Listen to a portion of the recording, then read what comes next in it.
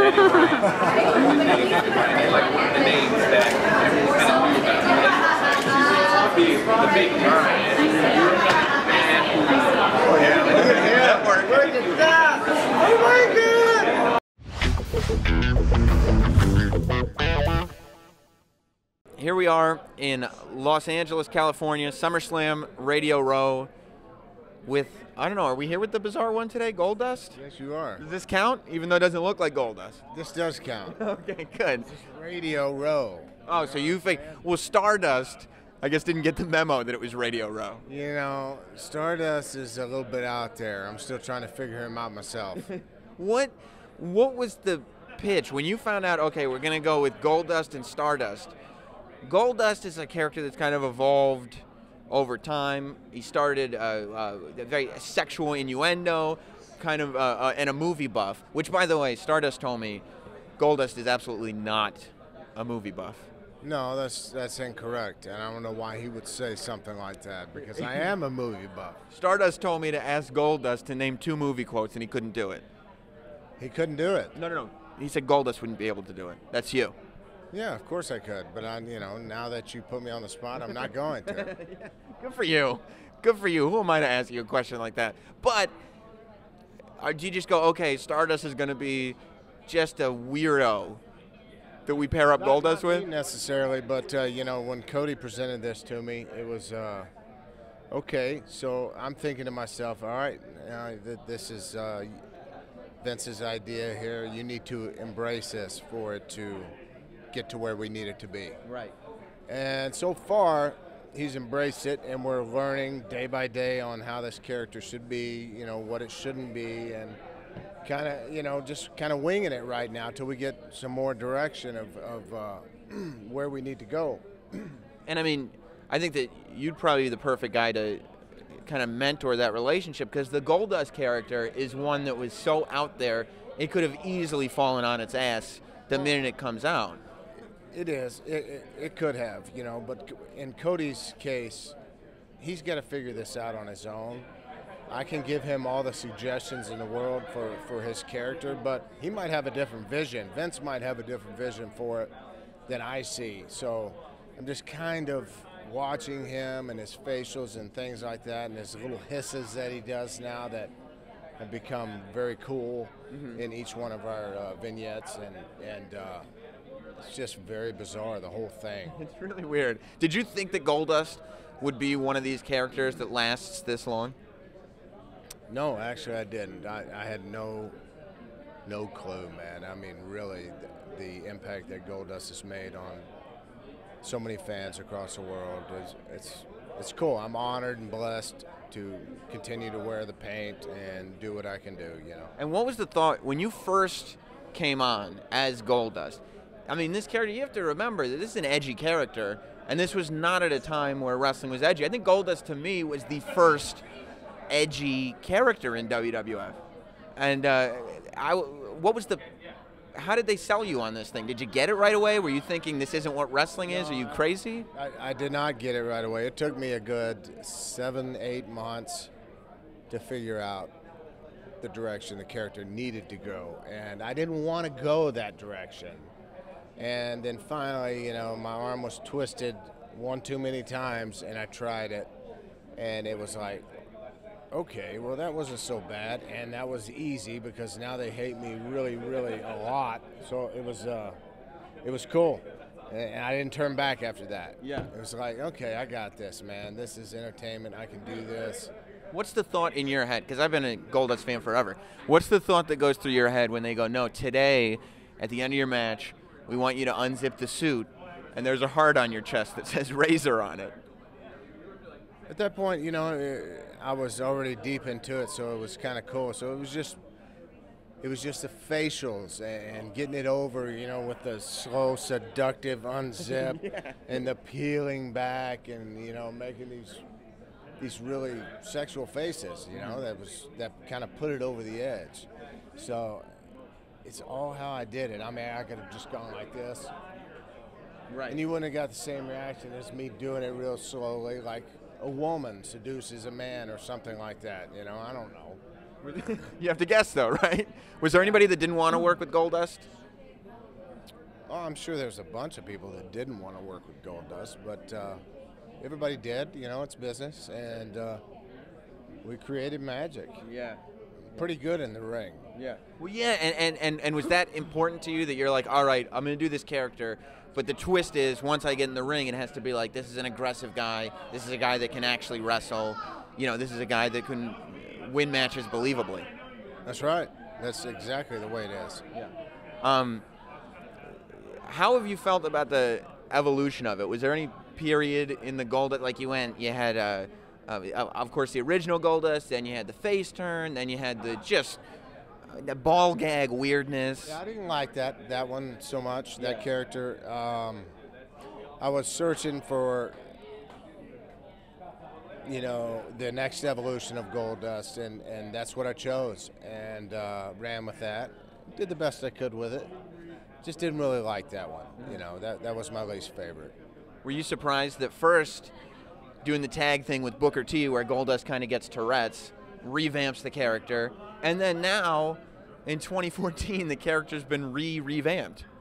With the Booker stuff, you know, we were supposed to, okay, The Rock came out with the Scorpion King, and we were going to do the Booker T and Goldust at the movies backstage segment, and it was a one-time deal. And Booker and I can't explain it, man. Our chemistry was just off the hook. You know, he would say something, and we would have a script. It would go out the window, man, and we would just throw it out the window because we just played off each other so good, so well, that pretty much they gave us some free reign to just do what we wanted. It was so easy with him. It's never been that easy with anybody like it has been with Booker. Cody.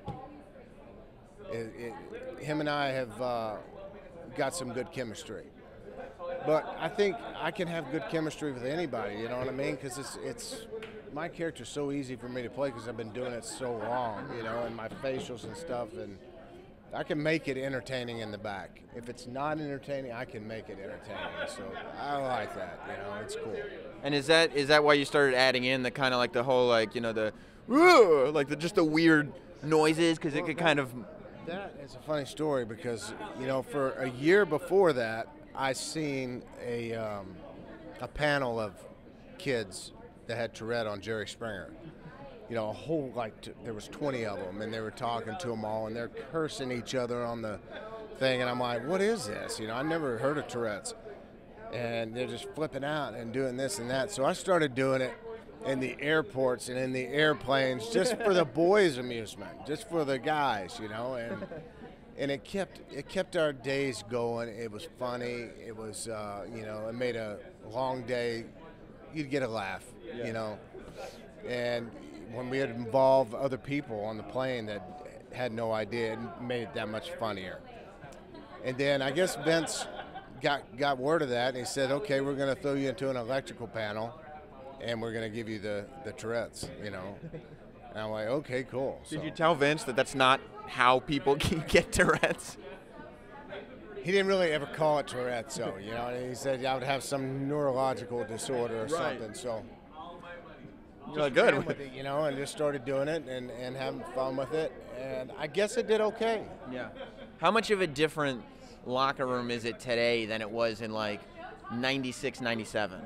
Completely different. Back then it was pretty hardcore.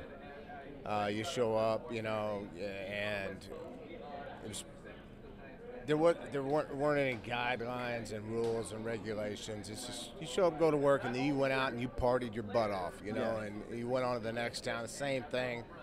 Just really not, I mean, just going balls out with everything, you know what I'm saying? And today's, you know, it's such a business now and public-owned company that you have to be careful of what we do. There's always a camera. There's always well, and that's the other thing. 96, 97, you don't have TMZ trying to catch everybody doing something. There's social media. You got to be very careful with what you say, who you say it to. I mean, it's crazy. It gives you a headache how many meetings we have of what not to say in social media, what's politically correct to say in this area and stuff like that. It's crazy. Yeah. Then you have all these rules on the TV show, the actual show, the Raw and SmackDown that we have to abide by, you know, and time limits and things. It's very stressful. It's very, very, I mean, very hectic. From as soon as we get there till the show's over, man, we put on that show and it's like, but the live events are fun. That's when we can go out and we can experiment new things, you know, try new moves, have a little more time because TV's so tight, man. You got this amount of time to get this done. And you might not necessarily like it if you're not in the storyline, but you are getting that FaceTime on TV. And that's good. But it's like if you're not on TV, then it's like, oh, well, why am I not on TV, you know? Which I've been there and done all that, man. Today's is tough. It's the hardest I've ever seen the wrestling industry, is the entertainment industry being in here. You're very lucky. You're not privileged. I mean, you need to thank your stars if you make it to the big show. And I think there's only one big show now. That's it. And I don't want to be anywhere else. Some young guys think, okay, I can go away and go do this or go do that and come back. It's not the way it used to be, man. It's once you get here, you better grab hold of it and hold on to it and ride it, because it's not going to last forever. So how do you deal with the stress of the shows? Do you just go, okay, well then I'm just going to concentrate on whatever my segment is, and that's what's in my mind, and that's it? I could sit there and worry about what's going on for the next month, you know, but it's not going to do me any good. I take what's given to me and make it the best I can for that night. So I don't stress as much anymore as a lot of people do, man. And I see a lot of stress walking around and going around, and it's crazy at times. But just try to take what you got, man, and put on the best show you can for the fans. So you consider yourself lucky that you came up when you did as opposed to now? I think so, man. Old school never dies, and it's always within me. And, you know, without old school, there is no new school.